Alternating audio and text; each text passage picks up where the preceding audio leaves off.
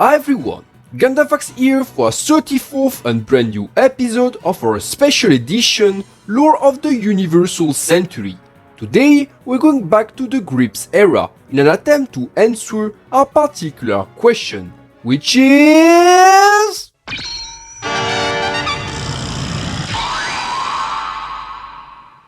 In this video, we're going to try to determine which one of these two mobile suits is the best mass production machine.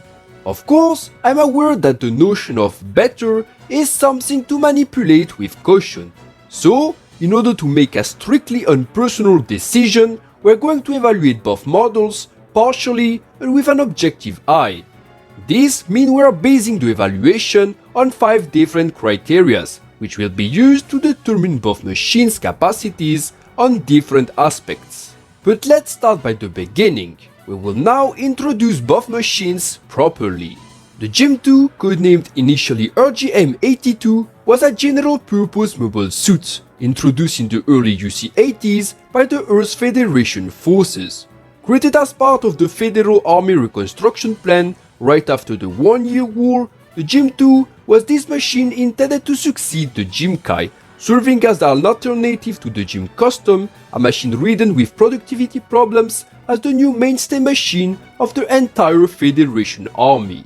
Indeed, unlike the GM Custom, which was created from the ground up by the Augusta Labs using costly materials, the GM II could be easily produced by 2 different means, either by steroid feeding pre-existing regular RGM-79 GMs, thus becoming RGM-79R GM II, or by being created at a minimal cost from the ground up, being called RMS-179 or RMS-189 GM II late type, depending on the site of production. This being said, the GM II was not just a cheap stopgap mobile suit that could be produced anytime, any mean, any way, but also a modernization of the GM line. Although its performance was slightly lower than the GM Custom, the GM II was initially a very successful machine, which took into account many lessons learned during the One-Year War. Instead of being purely developed from the regular GM, the GM II was also derived from the GM Kai, with several sources implying the GM Cold District type was also heavily referenced during the development. By UC-83, the first batch of GM IIs, made of 58 former GM I units, exited the retrofitment line of Jaburo and Granada, before being directly assigned to the local respective garrisons. These early models lacked the panoramic linear seat of the late type models, which only started production by September UC-85 with the inauguration of the Grips Noah assembling plant. By UC-85, the rapid integration of Xeon technologies, now widely made available to the Federal forces, would start to progressively make the GM II obsolete in a rapidly changing world, with elite branches of the Federal forces, such as the Titans and the Luna II garrison, preferring to adopt hybrid machines such as the Hizack or Garibaldi Beta over pure Federal machines such as the GM II. Nonetheless, the reliability and cheapness of the GM II would keep it in active state for over 15 years, with a total of approximately 10,000 units being produced in the span of almost 2 decades. From frontline duty, the GM II would progressively be recycled to reserve status, before falling with a smooth transition to the paramilitary world, being adopted by mercenary and pirates organizations alike, but also by the civilian sector, with the GM II reactor being adopted as a settlement energy power plant even as far as Mars.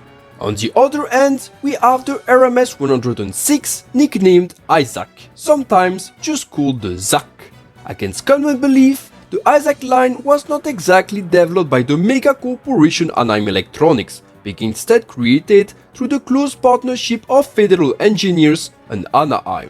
This unlikely partnership was formed with the goal of creating a post-war brand new mass production machine, rather than a modernization of older models, a category suits like the Garibaldi Beta and GM II fell under. Indeed, after the One-Year War, Anaheim and the Federation forces had equally split and bought out the depleted stocks of the Principality of Xeon's main manufacturer, the Xeonic Company, making such partnership between each other profitable to the different secrets seized by both entities, but also due to the different military secrets and experiences Anaheim and the Federation R&D departments each had. This partnership spawned the Hizack, a hybrid innovative machine rather than a mere extension of the Zaku line.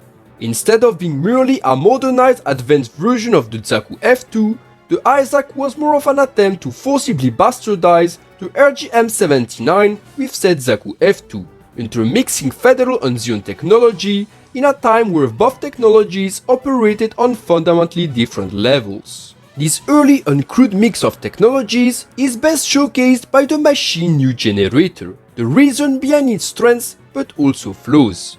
The Hizack generator is actually a Federal standard, but combines both a pulse drive, a Zion technology, with a motor drive, which is a Federal tech. This coupling provided stable energy flow and extended operational time at a minimal cost, and served as a proof of concept for more complex mashups between Zeke and Fedi's technologies. The real advantage, it gave a Zaku type the possibility to use beam weapons at a decent cost, which was thought to be impossible by one-year war Zion standards. The downsides, the generator could support the use of beam weapons, yes, but only one at the same time, and also force the power cables to be exposed externally like any Zaku. Another example of early tech mashup applied to the Hizack is seen with the Suit backpack, said to be the combination of the Gundam backpack with Binder technology from the Federal Forces. The Hizack series would officially start in early UC-84 through the RX-106 prototype Hizack, an offshot designed and manufactured by the Federation Forces on their own without the help of Anaheim Electronics. This model would be revised by Anaheim, leading to the creation of a cheaper and more versatile mass production version, the regular Hizack, being rolled out by July of the same year in the Granada assembling factory. Initially, the Federation Forces wished to adopt the model as one of their mainstay suits, but the newly formed Titans organization soon started monopolizing the sales, with 3 out of 5 produced Hizacks being sent to the Titans and only 2 to the Federation Forces. Although the Federation Forces immediately fielded the Hizack as it was, the Titans introduced a temporary contender version, the YRMS-106, aka Hizack pre-production type, which features subtle changes made by the organization, such as a regular cockpit instead of the suspicious panoramic cockpit provided by Anaheim. This pre-production version would be tested by the Titans test team, who would praise its performance during evaluation tests, and although the model proved unpopular due to its Xeon looks, the standard Hizack would still be adopted, joining the organization ranks by UC-85. During the Grips War, the now aging Hizack would be fielded by both the Earth Federation and Titans forces, and in rare occasions, even by some ill-equipped AUG-affiliated forces. After the war, the model would be picked up by Axis Xeon to preserve their own budget, leading to the model being gradually shunned from Federation factions and retired after Federation victory of the First New Xeon War. Yet, the Hizack would still continue serving for over 30 years, first as the mainstay mobile suit of the Republic of Xeon, then by Re-Xeon, but also by various space pirates as late as the UC-110s. Like the GM II, the disappearance of the Hizack will be gradual, a testament of the machine quality. Now you know the contenders, and it's time to move to the examination. Now it is time to examine both machines and determine which was the best mass production model of the two. Our first criteria is about their stats, so their technical specifications, which should mirror their on paper performance. First, about their head height. The GM II is 18.1 meters tall against the smaller Hizack towering at 18.0 meters. Late UC taught us that the smaller a mobile suit is, the less likely it is to be shot down by an enemy attack, so with this in mind, the Hizack's shorter height played in its favor. Yet, head height is here overshadowed by both suits' total height, with the Hizack not exactly short binders, raising it to 20.6 meters, much taller than the GM II and its total height of 18.1 meters. This one goes to the GM II. In terms of weight, we have a similar situation. The GM II, weighing 58.7 metric tons, is lighter than the Hizack, which weighed 59.6 metric tons. If we take the empty weight, the Hizack is, yes, lighter than the GM II, but considering equipment added weight is more important to consider for battlefield potential, we can suppose the Hizack has less agility as a result. In the same vein, the GM II with its 1518 kilowatts of generator output has a more powerful generator than the Hizack and its 1428 kilowatts of generator output. However, the max acceleration under thrust of the Hizack, respectively of 1.09 G and 64.8 tons, outclassed the 1.06 G max acceleration and the 62 tons of thrust of the GM II. The Hizack has also longer detection capacities than the GM II and slightly exceeds them by 100 meters. Finally, the Hizack has a mass ratio of 1.33, higher than the one of the GM II, which doesn't exceed 1.29. This means that the Hizack can carry more propellant for the same mass, giving it better space cruising abilities as a result. So, of the 7 stats we examined, the GM II only have 3 of them in its favor, so, despite a close match, the Hizack seemed to be better than the GM II, at least on paper. Now we are going to compare the GM II and the Hizack with the frame versatility being used as a criteria. But what is exactly this frame versatility? To simplify things, the frame versatility is the capacity for a mobile suit design to be modified in order to spawn variants. The more variants a mobile suit has, the better is its frame versatility. However, let us remind that the number of variants is not enough to define the versatility of a frame. For a frame to be highly effective, it must allow the development of variants specialized in different types of warfare, but also variants meant to correctly work in certain hazardous environments. For a mobile suit to be considered a successful mass production model, it must not only be effective on the field, but also be economically affordable. Mobile suits like the GM I, which frame can be adapted for various environments, as seen with the GM Aqua or GM Cold District type, and for specialized purposes, as seen with the GM Sniper Custom, GM Cannon or GM Light Armor, are considered among the best mass production units, as the frame makes the manufacturer save a lot of money and efforts. This means that some variants of the new contenders, notably the Hizack Vanguard for the Hizack, are here disqualified, since yes, the Vanguard is proof of the Hizack enormous frame versatility, as it achieves self-sustained flight in the atmosphere, but is a one-off experimental variant, not an easily replicable model the Federal Army could ever afford in large quantities. But let's look the GM II and the Hizack frames instead. As a direct successor to the vanilla GM, one could think the GM II would literally shame the Hizack in terms of frame versatility, having, like its predecessor, variants ready to deploy in all environments. Yet, this is a fraud, and the GM II sadly doesn't just have few variants, it actually has almost none. In terms of environment specialization, the GM II seems to be a sterile ground, with no Aqua GM II, Desert GM II, or even Ground GM II be ever created by the Federation forces. Of course, the GM II can work correctly in space and on the ground, and also I have seen many say this lack of variants is due to the Federation forces being lazy budget cutters, or that the GM II doesn't need such variants due to the GM Cold District type legacy. The fact that the Federation still designed a lot of environmental specialized mechs in the mid-UC 80s from other lines of mobile suits is an indicator that something is wrong about the GM II. Now, to be fair, our RGM-79E Ground GM II has appeared in the manga Return of Zion, but the suit is described as being extremely faulty and bad enough to have caused the creation of not only the Nemo Ground type, but also GM III Ground type to take over its place. In terms of warfare variants, the same problem encountered persists, with a single close-range variant existing, aka the GM II Semi-Striker, which poor performance doesn't help it redeem its lack of sibling. The GM II Cannon, the GM II High Mobility type, nothing. The last straw comes from the fact that the only known conventional custom version of the GM II, the GM II Maria Shield Company, has an appalling lack of modifications made to it.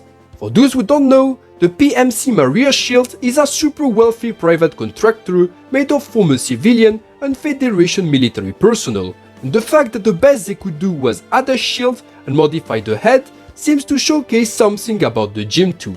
The GM II is not easy to modify and customize, even less to adapt. It is an aging frame that can work correctly, but cannot be given specialized tasks, reaping the flaws the GM saw during the One-Year War and never suffered from due to its early technological edge. In fact, the only two variant successors of the GM II, the GM III and the GM II Kai, seem to desperately try to modernize and return the GM II frame to vigor. Summed up, the GM II could have a versatile frame, but this frame is now aging and is lacking breath from outdatedness. The Hizack, on the other hand, is a dramatic opposite. With few modifications of parts, the Hizack frame can be tasked with very specialized duties in all fields of warfare.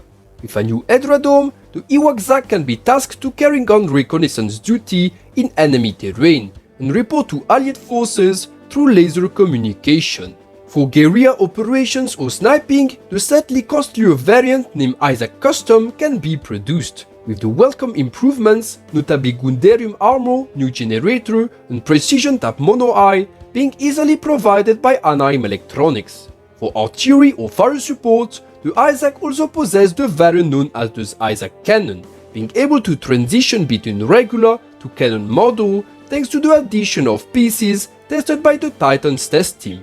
In terms of environmental variants, the Hizack frame has also proved to be very adaptable.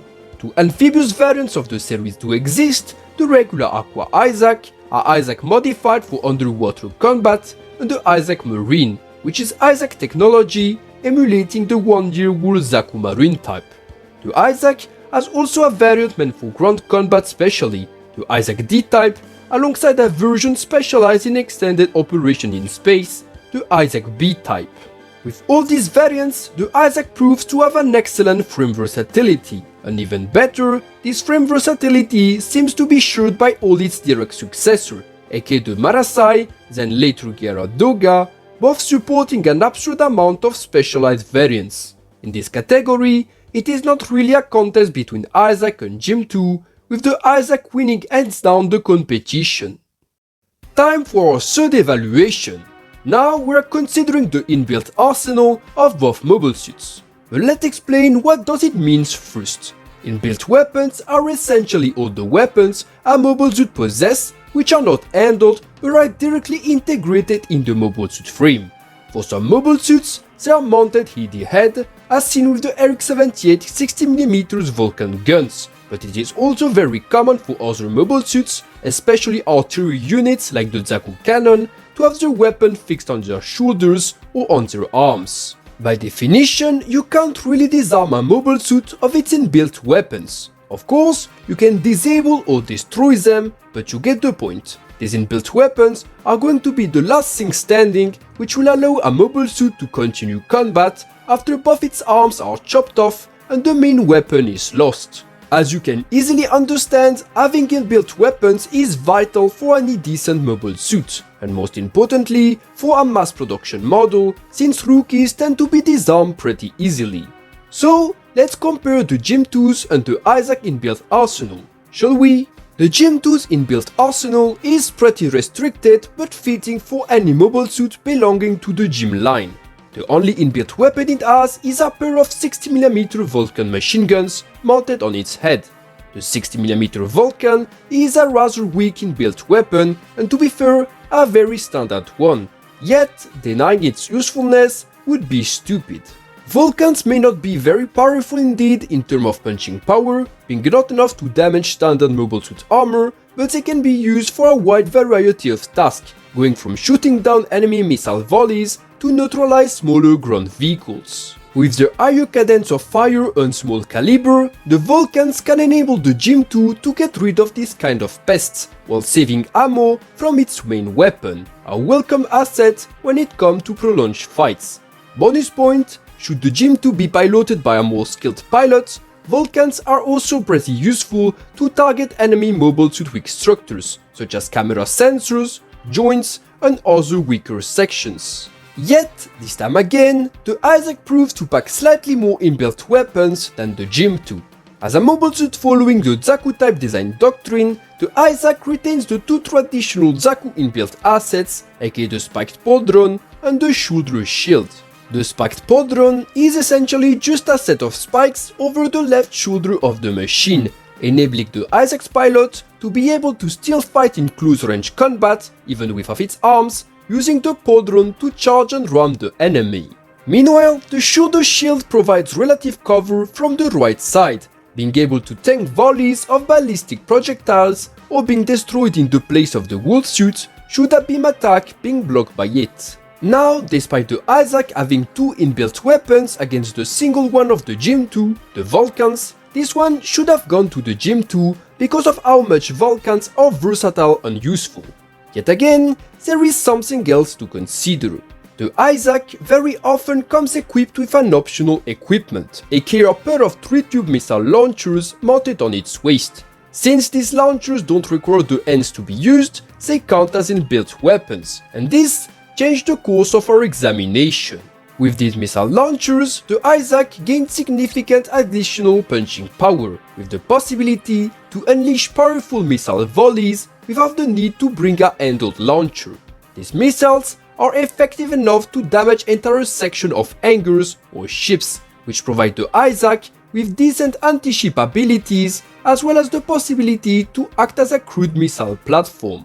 In Mobile Suit to Mobile Suit combat, the missile launchers also come very handy, as unlike single or 2 tubes launchers, they don't even require to hit the target to prove useful, as the 6 missile volleys can be used to simply redirect or scare the enemy and then trap them with pinchers attacks. Summed up, this equipment is an excellent inbuilt weapon and complements very well the Hizack and its other 2 more inbuilt weapons. Again, the Hizack trampled the GM II, this time when it comes to inbuilt weapons. Now let's talk about both suits' tactical use. The tactical use of a mobile suit is basically the way in which this mobile suit can fit in the grand scheme of things, and how can it impact the global strategy of the entire army. In short terms, we're considering these mobile suits with the eyes of a Federation High officer, who would want to see which of them would be the best asset for the Federation army. The tactical use of the GM II and the Hizack is actually almost identical, being both general-purpose mass-production ground units, aka cheap and specialized and easy-to-field mobile suits meant to serve as the mainstay force of the Federation army as a replacement for the GM-Kai. Patrol operations, anti-riot force, colony surveillance, and piracy countermeasures, the GM II and Hizack are machines also meant to fill these less worrying roles, as much as they are meant to fight off eventual Zion remnant uprisings. And as soon as we say that as a Federation top brass, we realize the stakes behind the adoption of either suits. In all capacities, should it be the Hizack or the GM II being adopted, the Federal forces will require a lot of the chosen mainstay model, since that thing will be needed practically everywhere, be it on random Zion remnants mop-up on Earth, a ship bay in a lunar city, or even in a scrubby colony of one of the 7 sites. This means that the Federal Army needs to be able to increase the production locally or generally at will depending on the universal century odds, as well as having enough production sites spread everywhere across the Earthsphere. With these priorities being redlined, we soon start to realize the problem with the Hizack. Despite being at the very start Alpha Federation project, the Hizack is now a product of the shady mega corporation known as Anaheim Electronics, which means any Hizack from the Federation forces is a weapon bought to Anaheim rather than an in-house produced unit. Considering how Anaheim tends to play any side in exchange of a hefty sum, relying on a mobile suit entirely manufactured by the private sector for mainstay use is a dangerous move, since Anaheim can easily slow down or sabotage the entire Hizack production because of internal or external interest, or simply to skyrocket profit. I mean, do we really want to have the Hizack price double or triple because, oops, our Anaheim factory broke down? But conveniently, only when new Xeno pricings are starting to go rampant? I think not. Even outside the risk of Anaheim being, Anaheim, the Hizack's production is also crippled by the scarcity of production sites existing for it, with only the Granada assembling plant of Anaheim ever existing in the setting. Sure, the Granada factory is massive, and thanks to Anaheim's shady business, no faction in UC would dare to attack it because everyone, has interest there. Still, only one factory is a little bit too little to produce something for the entire Earth sphere. The GM II, on the other hand, is a complete opposite, being produced in-house since the very beginning and having almost little to no influence from the private market. The GM II can be produced at will by federal decree, which means its production can be adjusted or slowed down at will without having to consult and negotiate with the private sector. Unlike the Hizack and its sole production plant, the GM II is known to have been produced as a late type models from many different sources, such as Grips Noah or Luna 2. Aside these more numerous assembling plants, a whole lot of refitment power plants being able to convert GM I in GM IIs also exist, with the Granada and Jaburo facilities being the primary examples. This is also where the GM IIs prove its tactical superiority, production-wise, compared to the Hizack. Indeed, the GM II is not only a model which influx can be directly controlled by the Federal Army, but also a way to give a second life to all surviving GM79s, enabling the creation of a new model by using older parts with a simple refitment.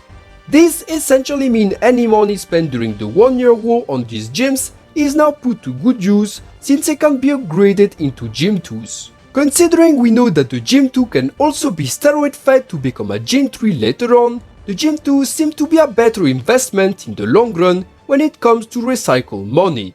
This time, the GM II has proved to be superior in every way to the Hizack when it comes to the tactical use, at least production-wise.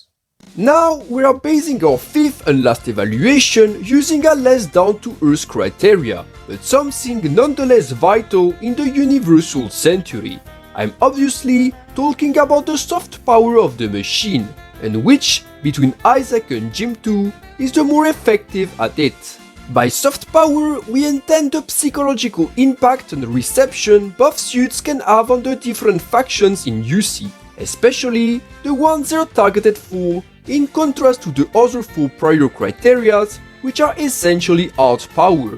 For example, Monoide or Zaku type mobile suits are by tradition Xeon mobile suits, and as such will be more welcomed by any Xeon related faction, which equate to excellent soft power if the target of said mobile suits are Xeon pilots. In contrast, mobile suits with Gundam type features will be widely praised by Federation related factions, and in contrast shunned by Xeons due to the legend of the White Devil. Now let's take the Hizacks and the GM II soft power. The Hizack is a monoeye suit, and despite its status as a bastard GM Zaku design, its Zaku inheritance completely overshadows its GM ascendancy, with the chest air intakes being almost the only GM things present in a otherwise very Xeon-like design. As such, the Hizack doesn't have low soft power, it actually has an incredible one, but in the wrong way. See, had the Hizack being initially meant for Xeon remnants or Neo Xeon, this soft power would have been put to great contribution.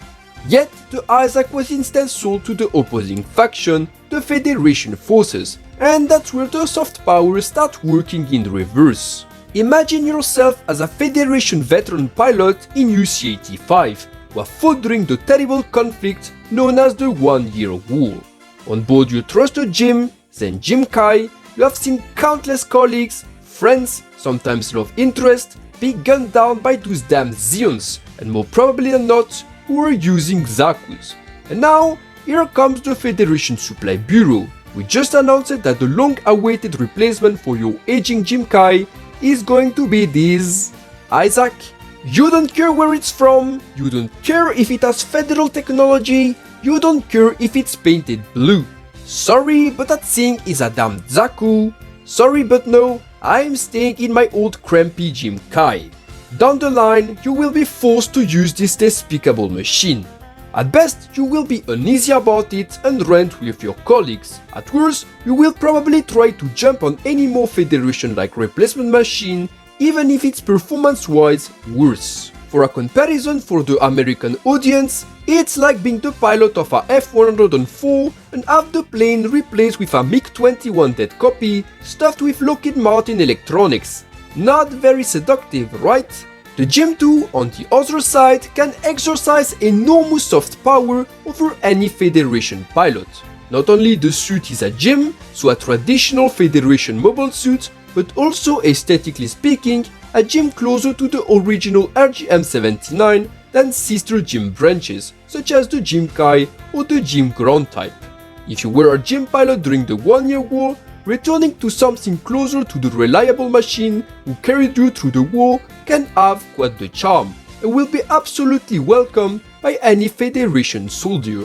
Even better if you were unlucky enough to never have received a GM Kai and spent the post-war in your good old GM, have it upgraded into a GM II early type is super interesting, because considering it's still your old machine but steroid-fed, you will have more confidence in your good old companion of service, which is always a boost for morale. Generally speaking, the GM II has enough soft power to be accepted easily by the Federation army without issues, enabling a smooth transition from the GM Kai, which cannot be said for the Hizack. This being said, the Hizack has also a soft power potential that few do realize. The closeness of the Hizack design to the Zaku makes it particularly good for occupation duties, especially for the former zones controlled by the Principality of Xion. Let me explain. Imagine you are a kid in Side 3 who was 7 or 8 years old during the 1-year war. You probably saw Zakus patrolling the street as the dominant power there was Xion. After the war, the Federation has retaken your home colony. If the new suits on the streets are GMs, even you, a kid not versed into geopolitics, will notice something drastic has changed, and that foreigners are now controlling your land. This will make you more receptive down the line to extremist Xion ideologies, and this feeling of being wrongly occupied could easily indoctrinate you some years later into one of the new Xion or Xion remnants groups. Boom!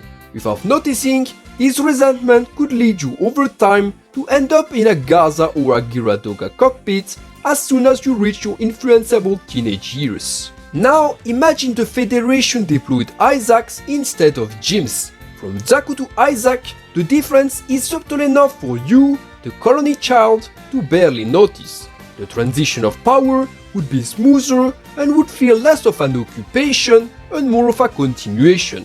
Of course, nothing says you won't end up being radicalized in the future because you are the child of an ex-fascist state, but at least the Hizack soft power will have tempered your subconscious resentment toward the occupation.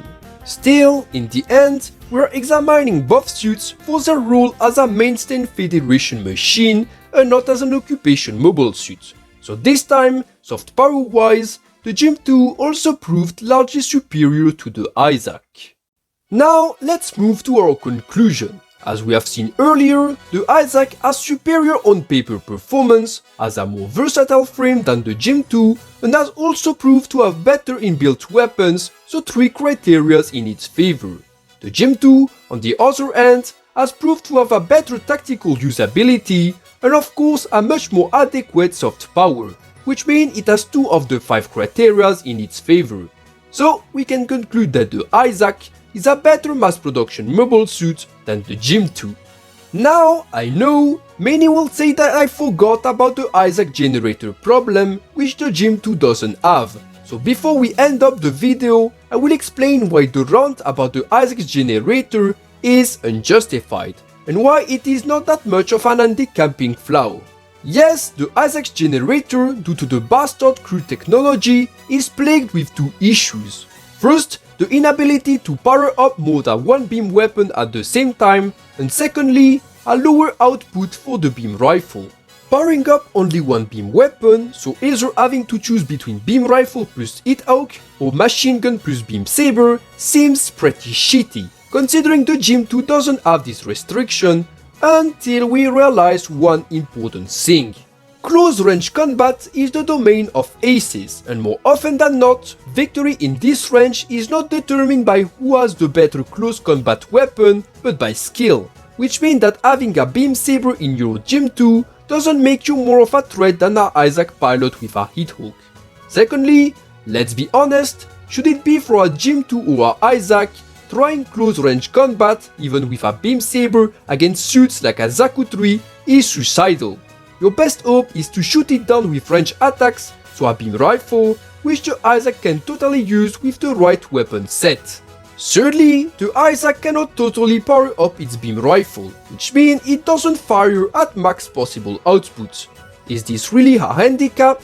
Not really, considering the max possible output of this rifle, reached by the Marasai, is of 2.2 megawatts, and Japanese sources still rise the Hizack can only reach 80 to 90% of this output. This means approximately 1.87 megawatts, which is almost the same that the GM II and its rifle, which support a 1.9 megawatts of output. Here you are, the generator is not that bad, see? And with this, we conclude our video of the Hizack vs the GM II. Tell me in the comments which VS video you would want to see in the future. And without losing any time, let's end this video.